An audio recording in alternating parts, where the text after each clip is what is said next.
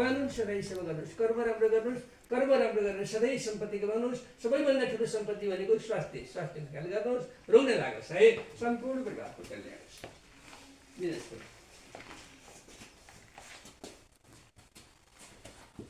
ओम नमो भगवते महाकाय श्रीस है। आज हामी यहाँ महेन्द्र गुफामा छौँ। मैले आफ्नो इष्टमित्रहरूलाई लिएर आएको छु। हाम्रो अङ्कलहरू, घरको दाइहरू हुनुहुन्छ। सानो भुरा माछाहरू खेलिरहेका छन्। ठुल्ठुला क्र्याबहरू कहिलेकाहीँ नागहरू पनि यसरी जल्झिँदाखेरि देख्छु। यहाँ नि नागै आउँछ नि। खतरा ठाउँ ओम अपवित्र पवित्र सर्वाव सिद्धिविनायक गणेश मन्दिर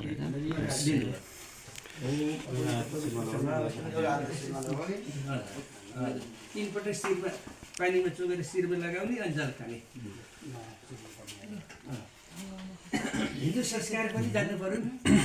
ओ लम्बोदर वक्रतुण्ड महाकाय सूर्यकोटि समप्रभ निर्विघ्नं सर्वकार्येषु सर्वदा पृथ्वीमा जन्मने राम्रो कामना सिद्धिविनायक गणेश रक्षा गर्नु। सधैँ वर र बुद्धि मिलोस्, रोग नलागोस्, गर्नुपतिको शुभ कार्य राम्रो होस्। सधैँ वर र बुद्धि मिलोस्। परिवारमा बस्दाखेरि श्रीमान श्रीमती एकजना आगो एकजना पानी हुनु पर्यो है। परिवारमा सधैँ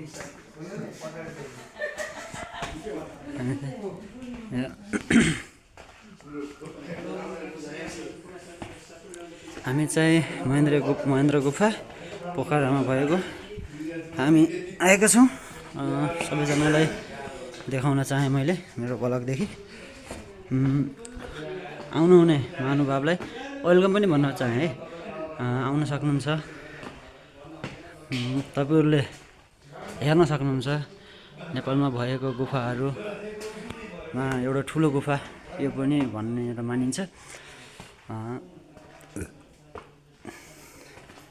हेर्न सक्नुहुन्छ।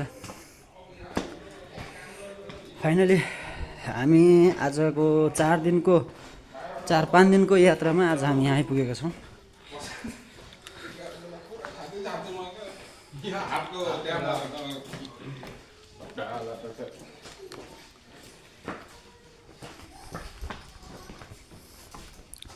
यो भिडियो चाहिँ अलिकति लामै हुने भयो।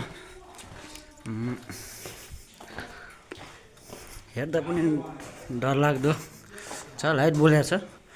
अघि न चमेरा गुफामा पनि घुमियो, तर चमेरा गुफा सानो भएको कारणले गर्दाखेरि त्यहाँ छिर्नु पर्ने भएको कारणले गर्दाखेरि मैले गर्न पाइनँ। त्यसमा म क्षमा प्राप्त छु। सम्पूर्ण मेरो इष्टमित्र दाजुभाइ दिदीबहिनीहरूलाई मेरो यो भ्लगदेखि देखाउन चाहेँ है। यताबाट हामी